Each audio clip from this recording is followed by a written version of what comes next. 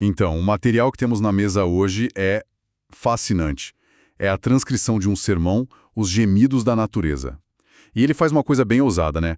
Traça uma linha reta entre, sei lá, um ato moral, tipo uma mentira, e um evento físico como um terremoto. Nossa missão aqui é mergulhar nessa lógica, entender como essa conexão é construída, da criação até uma visão bem particular do fim dos tempos. Exatamente. O desafio é mapear essa visão de mundo. A fonte não trata o pecado como algo abstrato que fica só no espiritual. Pelo contrário, ela apresenta o pecado como uma força concreta, quase uma poluição, sabe? Com efeitos que dá para medir no planeta. Vamos dissecar os argumentos para entender como o texto sustenta que a própria Terra sente e reage ao que a gente faz. Certo. Então vamos começar pelo começo, literalmente. O ponto de partida do sermão é a ideia de uma criação perfeita. Um jardim do Éden, tudo em harmonia. Mas o argumento central é que a queda de Adão não foi só um problema humano. Foi um evento cósmico que desequilibrou tudo. Sim, o texto usa uma expressão forte. Diz que a criação foi sujeita à inutilidade. É como se o sistema operacional do mundo tivesse sido corrompido, sabe? Por um vírus. E para isso não ficar só na teoria, o sermão dá exemplos bem impalpáveis. Ele argumenta que, originalmente, os humanos eram herbívoros. A permissão para comer carne só teria vindo depois do dilúvio, como uma concessão a um mundo que já estava decaído. E isso se estende também ao reino animal, certo? Eu lembro de ler a parte sobre o leão. Exato. A imagem do leão deitando com o cordeiro não é só uma poesia para o futuro. Segundo essa interpretação, era o estado original das coisas. O instinto de caça, a violência na cadeia alimentar, tudo isso é apresentado como uma anomalia, uma consequência direta da entrada do pecado no mundo. A natureza que a gente conhece é uma versão corrompida. Ok, então temos uma criação que foi, entre aspas, quebrada e que, segundo o título do sermão, está gemendo. O que isso quer dizer? Essa é uma metáfora?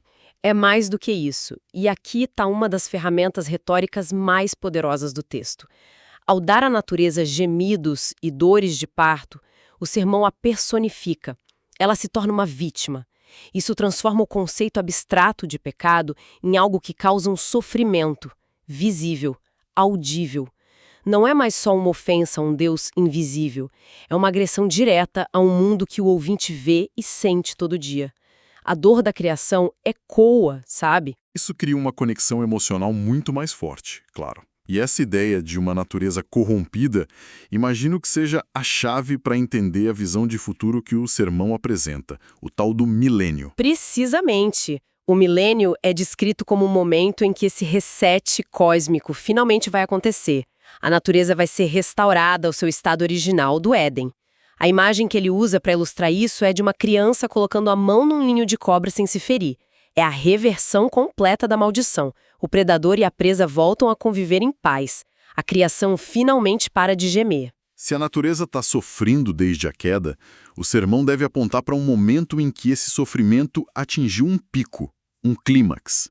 E eu imagino que seja a crucificação. É o epicentro de toda a narrativa. O sermão argumenta que a morte de Jesus não foi um evento que a criação só assistiu passivamente. Pelo contrário, a natureza reagiu de forma convulsiva, violenta. O texto lista os eventos que todo mundo conhece da Bíblia, mas ele enquadra tudo como uma resposta direta.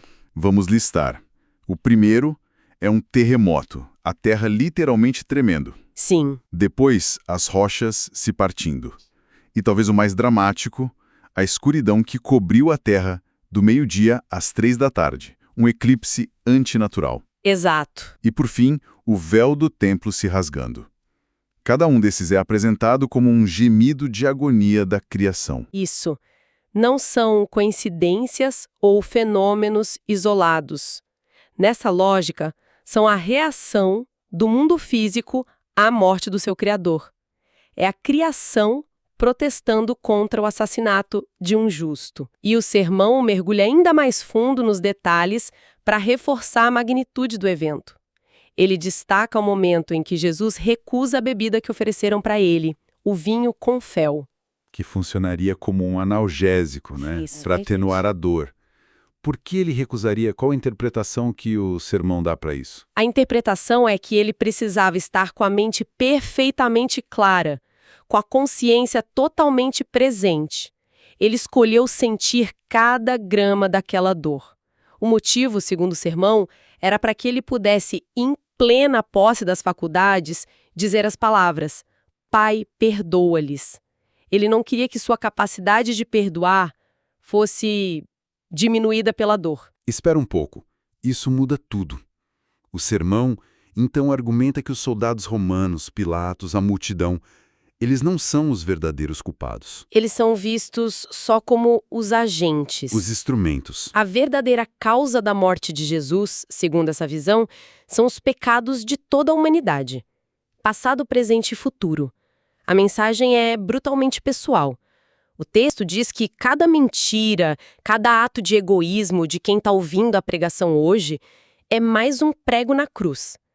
A responsabilidade pessoal que isso coloca no ouvinte é imensa. É uma teologia que remove qualquer distância histórica. Não é algo que aconteceu há 2000 anos. É algo que está acontecendo agora por minha causa. E se a natureza reagiu daquela forma na crucificação, a lógica do sermão é que ela não parou de reagir, correto? Ele conecta isso com o que vemos hoje. Exatamente. Aquele gemido da crucificação continua. O sermão argumenta que os desastres naturais de hoje, terremotos, furacões e o que ele chama de maremotos ou tsunamis, são as manifestações atuais desse sofrimento contínuo. Não são eventos aleatórios, são os gemidos da terra se intensificando. E ele propõe uma correlação direta. Tipo, mais pecado, mais desastres. Sim, a tese é explícita. À medida que a iniquidade se multiplica, a frequência e a intensidade das catástrofes aumentam. Eventos climáticos extremos, aquecimento global, secas, tudo isso é enquadrado não como um problema só ecológico, mas como uma reação moral do planeta. É a Terra com febre por causa da infecção do pecado, sabe? Ok, então, temos um diagnóstico do presente como um tempo de crescente sofrimento. Como isso tudo culmina? O sermão deve apresentar um roteiro para o futuro. Apresenta. E com uma clareza que chega a ser assustadora. O próximo grande evento na linha do tempo, e o mais iminente de todos, é o arrebatamento. A fonte é muito enfática nisso. O arrebatamento não é precedido por sinais. Não precisa uma guerra começar ou um anticristo aparecer. Pode acontecer a qualquer momento. Num piscar de olhos. E o que é exatamente o arrebatamento, segundo o texto? É o evento em que os cristãos considerados salvos e preparados seriam subitamente retirados da terra para encontrar Jesus nos ares. O sermão é claro ao dizer que o arrebatamento é o grande sinal do início do fim para o mundo, não algo que acontece depois de outros sinais. E para os que ficarem? O sermão deve pintar um quadro bem sombrio para o que acontece na Terra depois disso. É um quadro apocalíptico. Inicia-se um período chamado a Grande Tribulação, descrito como um tempo de juízo divino sem precedentes. O texto usa imagens fortíssimas da Bíblia. Fala sobre as taças da ira de Deus sendo derramadas, resultando em pragas, em sofrimento. E há detalhes sobre a escala dessa destruição. Sim, detalhes bem específicos. O sermão menciona que a terça parte dos homens morrerá por causa desses juízos. Mas talvez a imagem mais perturbadora seja de um período específico de 5 meses. Durante esse tempo, o sofrimento vai ser tão intenso que as pessoas vão buscar a morte para escapar, mas, nas palavras da fonte, a morte fugirá deles. É um tormento do qual não há escapatória. Nossa! Diante de um futuro tão polarizado assim, um escape súbito para uns e um tormento para outros, a conclusão prática de tudo isso só pode ser uma: preparação constante. Sem dúvida, todo o argumento converge para esse ponto. O sermão cria uma divisão clara dentro da própria igreja, sabe? Existem os que anseiam pela volta de Jesus, o que seria um sinal de que estão prontos, e existem aqueles que, no fundo, temem essa volta, o que indicaria uma vida desalinhada. E para ilustrar o nível de seriedade que ele acha necessário, o pregador usa umas anedotas sobre as gerações passadas, que são bem reveladoras. Sim, ele evoca uma nostalgia por um tempo de maior temor e reverência, contrastando com o que ele percebe como a atitude mais atual de hoje em dia. Um dos exemplos é sobre pessoas que tinham roupas especiais guardadas só para o culto da ceia. Outro, ainda mais extremo, cita a prática de algumas mulheres que não participavam da ceia durante o período menstrual, por se considerarem imundas com base no Antigo Testamento. E tem também o exemplo do pavor que as pessoas sentiam se, por acidente, uma gota do suco de uva ou um farelo do pão caísse no chão. Era visto quase como um sacrilégio. O interessante é que o próprio pregador admite que isso pode ser um exagero. Então ele não está defendendo que as pessoas voltem a fazer essas coisas, certo? Qual é o ponto dele? O ponto não é o ato em si, mas a intenção por trás do ato. Ele usa essas práticas, mesmo considerando exageradas, como uma ferramenta para destacar a atitude de profundo respeito que as motivava. A crítica dele é a mentalidade moderna, que ele vê como tendo perdido o senso da santidade. Ele não quer as regras de volta, ele quer a reverência de volta. Entendi. Então, se não é sobre seguir regras antigas, qual é o caminho para essa preparação? O sermão deve se resumir a um conceito central, imagino? Sim, e a palavra-chave é santificação. O texto a define de uma forma muito simples e direta: separação do pecado. A mensagem é inequívoca. O sermão afirma que frequentar a igreja, dar ofertas, cantar, nada disso é garantia de alguma coisa. Nenhum desses atos, por si só, assegura um lugar no arrebatamento. Ou seja, a salvação nessa visão não é um ato de presença num lugar, mas um estado contínuo de ser. Exatamente. A pergunta que o sermão força o ouvinte a se fazer é: minha vida, quando ninguém está olhando, está alinhada com o que eu digo que acredito? E ele termina com um chamado à ação que é extremamente direto, urgente. Ele lista comportamentos que precisam ser abandonados, agora. Parar com a mentira, com o adultério, com o mundanismo. A urgência é o motor de tudo.